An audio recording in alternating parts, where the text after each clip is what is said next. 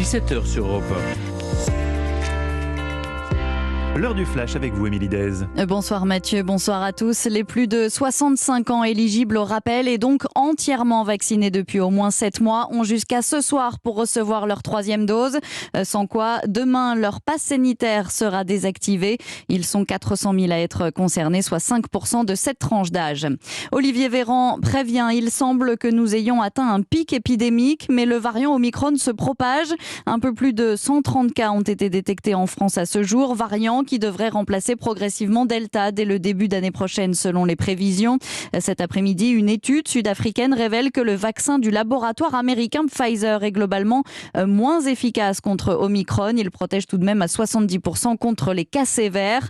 Le laboratoire Pfizer qui confirme que sa pilule anti-Covid réduit de près de 90% les hospitalisations et les décès chez les personnes à risque, et ce lorsqu'elle est prise dans les premiers jours après l'apparition des symptômes.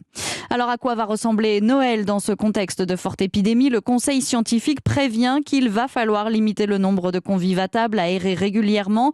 Il recommande aussi de faire un autotest le jour même et de s'assurer que les personnes fragiles ont bien reçu leur dose de rappel. Y aura-t-il des trains ce week-end pour les premiers départs en vacances? Plusieurs syndicats de la SNCF ont déposé un préavis de grève. Les axes sud-est et sud-ouest sont concernés, les liaisons nord-est aussi. Le gouvernement promet de mettre tout le monde autour de la table pour minorer l'impact de cette grève sur les Français. Valérie Pécresse monte au créneau. La candidate LR à la présidentielle a saisi le CSA après l'annonce de l'interview d'Emmanuel Macron demain sur TF1. Dans son courrier envoyé au CSA qu'Europe 1 s'est procuré, elle assure que le chef de l'État doit être regardé tant par ses prises de position et ses actions que par les commentaires auxquels elle donne lieu comme un acteur du débat politique. Valérie Pécresse qui devait elle-même intervenir demain soir sur BFM TV. L'émission a du coup été reportée. Hervé Gattegno, entendu par les enquêteurs au sujet de la rétractation de Ziad Takieddine, plus précisément sur les conditions dans lesquelles s'était déroulé cet entretien accordé à Paris Match lorsqu'il en était directeur. C'était en novembre 2020 à Beyrouth.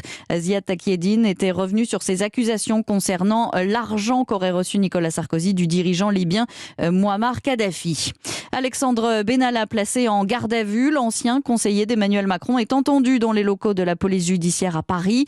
Les policiers s'intéresse au contrat qu'il a signé avec l'oligarque russe Iskander Marmoudov pour assurer sa sécurité et celle de sa famille sur la Côte d'Azur.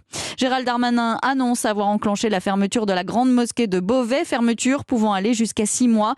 Le ministre de l'Intérieur évoque la radicalité des prêches qui y sont données. Et puis la compagnie G7 a décidé de mettre à l'arrêt tous ses taxis Tesla après un accident grave samedi dernier à Paris. Un chauffeur a perdu le contrôle de son véhicule dans le 13e arrondissement. 10 personnes ont été blessées. Europe 1.